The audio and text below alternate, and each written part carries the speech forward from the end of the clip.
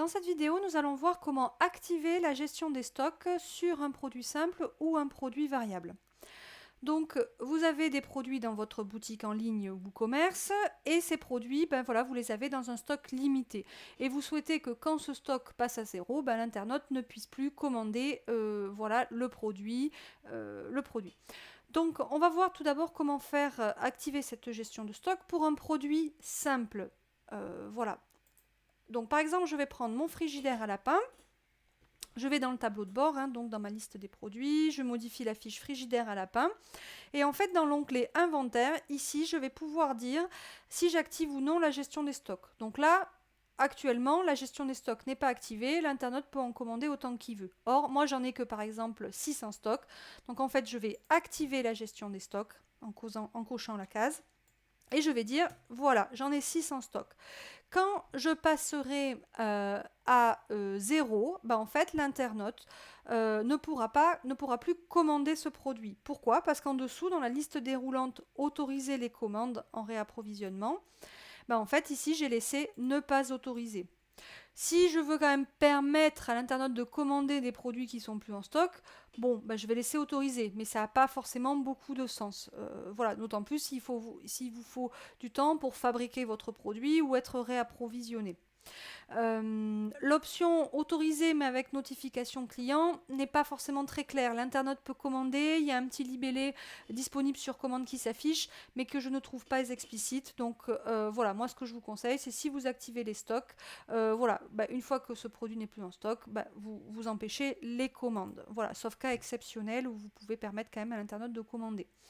En dessous, vous avez seuil de stock faible. En fait, c'est le seuil à partir duquel vous souhaitez recevoir un email vous disant « Attention, il en reste plus beaucoup en stock ».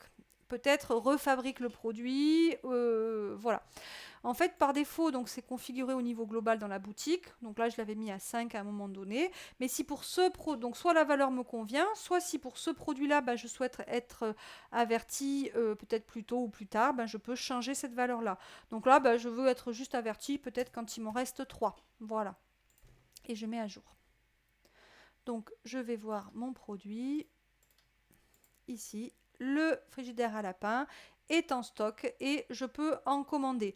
Si j'en commande, donc je sais que j'en ai 6 en stock, si j'en commande 6, si j'en commande, par exemple, je vais commander 3, donc je vais pouvoir les commander.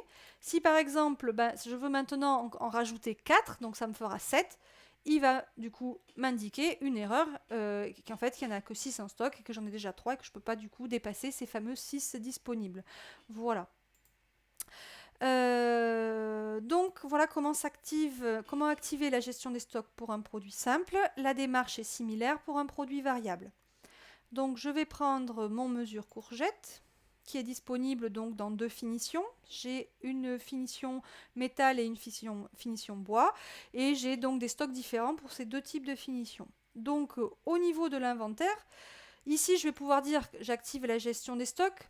Mais ça n'a pas vraiment de sens puisque du coup j'ai un stock pour une variation et un stock différent pour l'autre. Donc en fait ici ce n'est pas suffisant de mettre juste j'active la gestion des stocks, je sauvegarde quand même, mais je vais aller dans l'onglet variation et définir au niveau de la finition métal, je vais dire j'active la gestion des stocks. Donc là par exemple j'en ai 12 en stock et pour le bois j'en ai par exemple que 4. Et pour chacune de ces 2 variations, je définis le comportement quand le stock passe à 0. Donc ici, une fois que plusieurs internautes auront commandé en tout les 12, et en fait, le suivant ne pourra plus commander ce produit-là. Idem pour la finition bois. Voilà. Donc si par exemple ici à un moment donné, parce que l'internaute a commandé, ici je vais dire j'en ai plus, du coup mon stock est à 0, ou je peux manuellement dire je mets mon stock à 0, voilà, je vais mettre à jour, et là du coup je vais faire voir la fiche produit. Donc ici le bois, je ne peux pas le commander parce que j'ai dit que j'étais à 0. Par contre, le métal, je peux en commander.